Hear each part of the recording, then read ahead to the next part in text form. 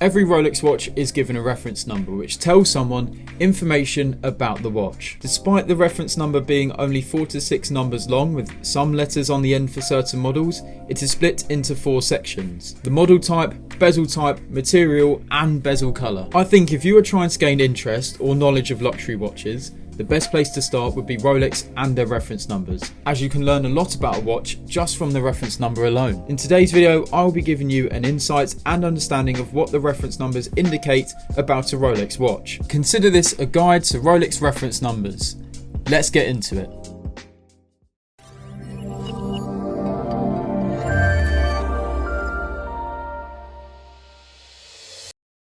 Every Rolex model has its own reference number. They consist of 4, 5 or 6 digits. A 4-digit reference number is a Rolex watch that was produced up until the late 1970s. A 5-digit reference number means the Rolex watch was produced from the late 1970s to 1999. The 6-digit reference numbers are Rolex watches produced from 2000 to the present day. So let's begin with the first section, and that is the model type. The opening 2 to 4 digits of a reference number indicates a Rolex model's type. You may be familiar with the beginning of popular Rolex models' reference numbers already, such as a Submariner date, which opens with these sets of numbers to symbolise the model type. As mentioned, every Rolex model has its own model type reference. Moving on to section 2, which is the bezel type. If the reference number for a Rolex watch is 5 to 6 digits long, the second to last number describes the bezel type. If the number is 0, it means the watch has a smooth bezel. If the second to last number is 1, it means the bezel is an engine turn bezel, which aren't seen on Rolex models anymore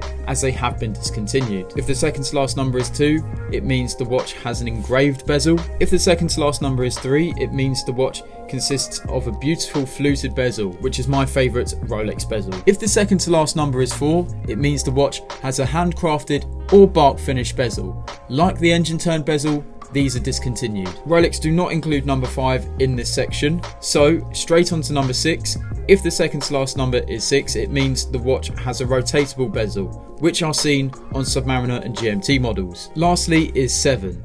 If the second to last number is 7, it means the Rolex watch includes a various bezel seen on Explorer 2s. Moving on to the third section now, which is the materials. This is the last digit in a Rolex watch's reference number. If the reference number ends in 0, the watch is in stainless steel. A reference number ending in 1 means the watch is in stainless steel and Everose gold. The reference number ending in 2 means the watch is in stainless steel and platinum. If the reference number ends in 3, it means the watch is in stainless steel and 18K yellow gold. If the reference number ends in 4, it means the watch is in stainless steel and 18K white gold. If the reference number ends in 5, it means the watch is in rose gold. If the number is ending in 6, it means the watch is in platinum. Rolex skipped out 7 in this section and moved straight onto 8.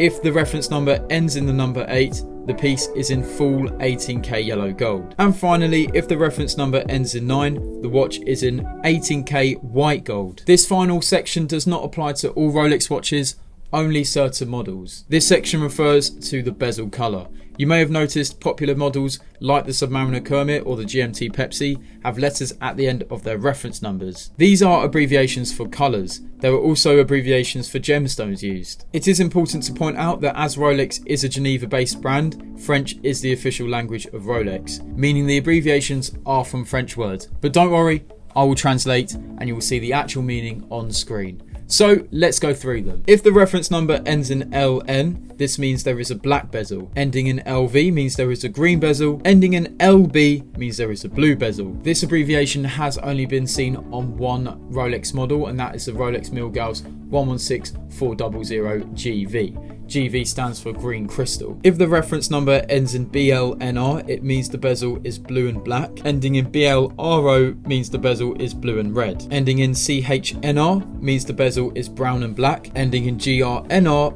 means the bezel is grey and black. As mentioned, there are also abbreviations for the gemstones used on a watch. Hopefully this guide is found useful for you and helps to understand Rolex reference numbers. I think it is actually quite a cool concept from the brand, as once you understand reference numbers, you can learn a lot about the watch. That is all for today. I hope you have enjoyed this insightful video. Remember to subscribe to the channel and like this video. Also turn on notifications so that you don't miss an upload. Thanks for watching, and I shall see you next time.